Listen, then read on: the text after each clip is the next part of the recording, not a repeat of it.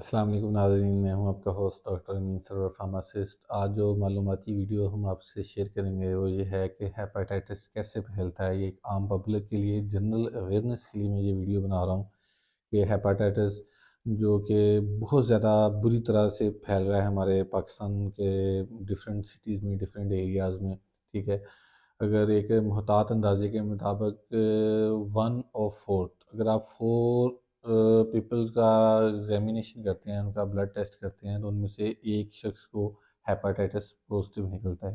ठीक है, तो इस हद तक रेशो इसकी बढ़ चुकी है। बहुत सारे लोग हैं जिनको पता है कि उनको हेपेटाइटिस हो चुका है, और लाखों लोग ऐसे हैं जिनको अभी तक पता ही नहीं है उनको हेपेटाइटिस हो चुका है या नहीं हुआ हो। उसकी रीज़न ये है कि जो हमारा लिवर होता है, ये डैमेज होने के बाद भी अपनी वर्किंग करता रहता है। 90% अगर लिवर डैमेज हो भी गया है तो उसके बाद भी ये अपनी वर्किंग करता रहता है।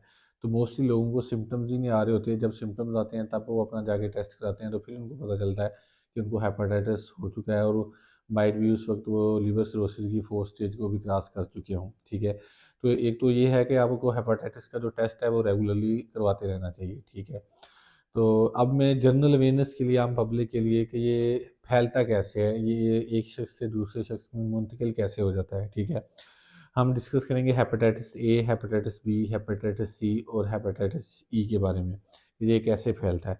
जो हेपेटाइटिस ए है वो एक शख्स से दूसरे शख्स को बहुत कम लगता है। मतलब कि अगर एक शख्स को हेपेटाइटिस है तो उससे दूसरे को हेपेटाइटिस होने के चांसेस कम होते हैं, उसके मिलने जुलने से, हग वगैरह करने से चांसेस कम होते हैं उन हेपेटाइटिस ए के फैलने से। लेकिन ये पोल्यूटेड वाटर से ज़्यादा फैलता है। अगर आप ऐसा पानी इस्तेमाल कर रहे हैं जो फ़िल्टर्ड नहीं है, या वो पोल्यूटेड है, या उसका जो ज़ेरे ज़मीन पानी है वो मिक्स हो गया हुआ है, तो वहाँ पे इसके फैलने के चांसेस मैक्सिमम होते हैं।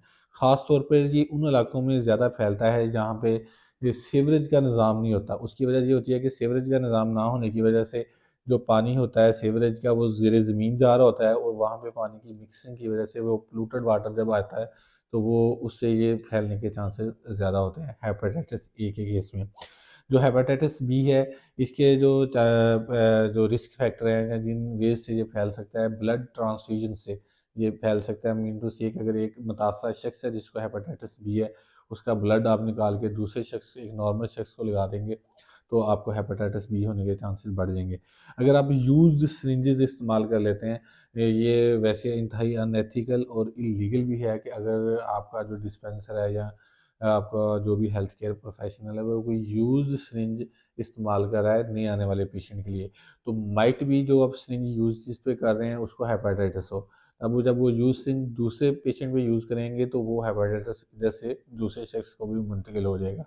तो यूज सिरिंज एक मेजर जो रिस्क है इसका फैलने का, ब्लेड से। ये आमतौर पर हर जहाँ पे ब्लेड और उस तरह का इस्तेमाल किया जा रहा होता है, ये खत वगैरह करने के लिए या शेविंग वगैरह के लिए, तो इसके थ्रू भी अगर एक से दूसरे के लिए इस्तेमाल करते हैं तो इससे भी हेपेटाइटिस बी के फैलने के चांसेस मैक्सिमम होते हैं।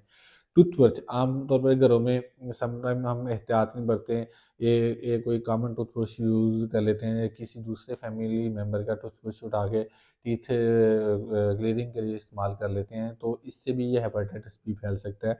तो इसमें भी आपको ख़ास तौर पर एहतियात करनी चाहिए। एवरी फैमिली मेम्बर के लिए सेपरेट तौर पर ये यूज़ करना चाहिए। ठीक है, कभी भी गलती से भी या अनइंटेंशनली इंटेंशनली इसको यूज़ नहीं करना चाहिए। उससे बेहतर है कि आप ना करें, स्किप कर दें, लेकिन सेपरेटली यूज़ करें। ठीक है, जो आप कॉम्बिंग के लिए ब्रश वगैरह या कंघा इस्तेमाल कर रहे होते हैं, तो उससे भी हेपेटाइटिस बी एक मुतासर शख्स से दूसरे को फैल सकता है। ठीक है, आप ये जो दांतों के इलाज हैं, ये टीथ वगैरह लगाने के लिए, इनकी सफाई के लिए, या जो आपकी गम्स वगैरह हैं इनको रिप्लेस करने के लिए जो आलात दांतों के इस्तेमाल हो रहे थे, इनसे भी हेपेटाइटिस एक पेशेंट से दूसरे को शिफ्ट हो सकता है, या इसका ट्रांसफ्यूजन हो सकती है।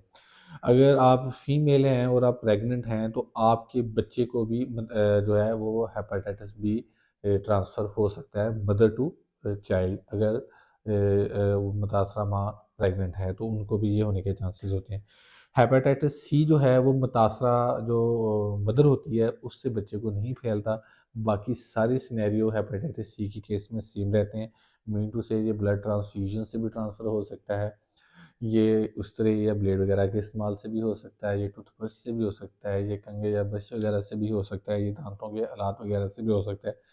एक और चीज़ हम समटाइम कम्युनिटी फार्मेसी या रिटेल फार्मेसी पे जाते हैं और वहाँ पे जाकर अपना blood sugar level instantly monitor करवाते हैं।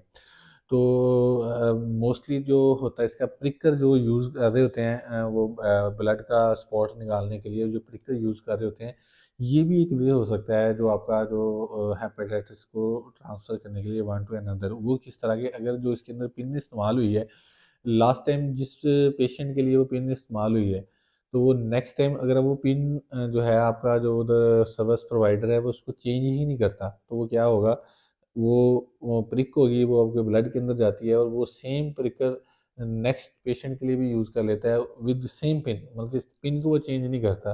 तो इससे भी इन्फेक्शन फैलने के या हेपेटाइटिस फैलने के चांसेस ज़्यादा होते हैं।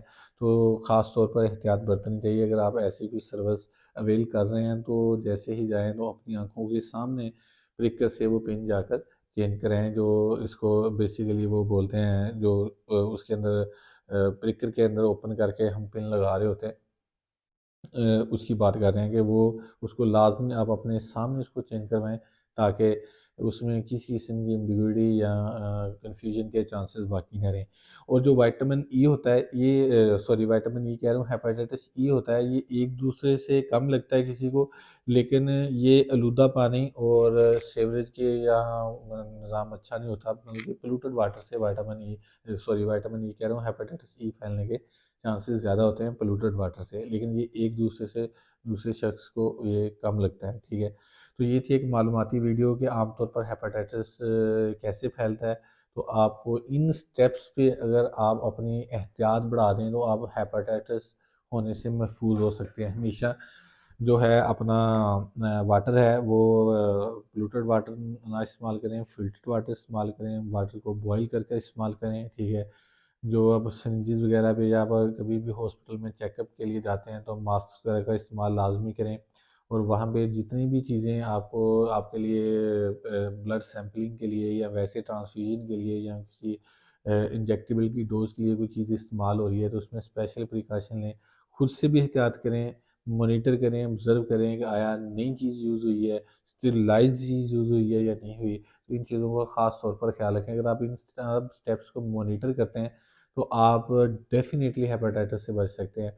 और ये एक ऐसा कह लें कि साइलेंट किलर है कि ये आपकी बॉडी के अंदर ट्रांसफ़र हो जाता है और आपको पता ही नहीं चलता अनटिल अनलेस जब आपका लिवर न मोर देन 90% डैमेज हो जाता है और आप लिवर सिरोसिस की 4 स्टेज भी क्रॉस कर चुके होते हैं। आपको पता ही नहीं चलता, तब आप के जो रिकवरी के चांसेज़ हैं वो तकरीबन ख़त्म हो चुके होते हैं। अब तो वैसे मोस्ट केसेज़ में बहुत ज़्यादा मतलब कि ओरल इसके जो कोर्स हैं वो भी अवेलेबल है, लेकिन फिर भी आपको एहतियात बरतने की ज़रूरत है। वो भी एक हद तक, एक लिमिट तक तो आपको ट्रीट कर सकते हैं, लेकिन उसके बाद नहीं कर सकते, ठीक है।